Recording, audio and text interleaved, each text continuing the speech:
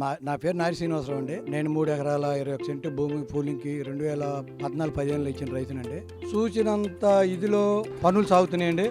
E6 కాంచి E1 కాంచి E12 కాడించి ఇటు N12 కాంచి N1 కాంచి అన్ని ఏ రోడ్లు చూసినా అండర్ గ్రౌండ్ డ్రైనేజీలు, 2 పక్కల డ్రైనేజీలు. మేము ఆల్రెడీ తిరుగుతా ఉన్నాం, చూస్తా ఉన్నాం. సర్వయోగం స్పీడ్ తో భారీ ఎత్తున, భారీ ప్రొక్లైన్లో, భారీ పరికరాలతో దాదాపుగా 40-50 మంది వర్కర్స్ తో, ఇంజనీర్లు ఇటు చూసిన కోలాహలంగా. అమరావతి గత చంద్రబాబు ఉన్న టైంలో ఎలా కోలాహలంగా ఉందో పనులు మొదలు పెడితే కొంచెం అంతలో వర్షాకాలం వచ్చింది. ఈ వర్షాకాలం అక్టోబర్ నవంబర్ నుంచి మరీ అసలు నవంబర్ డిసెంబర్ ఇప్పుడు జనవరి ఫిబ్రవరి అవుతుంది. భారీ ఎత్తున ఏ రోడ్లో చూసినా, ఏ బ్రిడ్జి కాడ చూసినా, హైకోర్టు దగ్గర జడ్జి క్వార్టర్స్ అవ్వచ్చు, ఎమ్మెల్యే క్వార్టర్స్ అవ్వచ్చు, గెజిటేజ్ ఆఫీసర్ అవ్వచ్చు, ఏది చూసినా భారీ ఎత్తున. అసలుకి ఇవాళ చూసింది ఇవాళ ఎట్టుంది, 2 రోజులు దాకా చూస్తానికి పోతే ఇంకో రకమైన రూపురేఖలు వస్తున్నాయండి. కానీ పనులు సర్వయోగంగా బాగా భారీ ఎత్తు స్పీడ్ తో సాగుతున్నాయండి. గిట్టనాలు గిట్టినట్టు మాట్లాడతారు, కానీ ఇది మట్టికి 100% ఇప్పుడు రేపు 2-3 నెలల్లో మార్చి ఆఖరికల్లా 80% నుంచి 90% దాకా పూర్తయిన. 10% అంటే అవి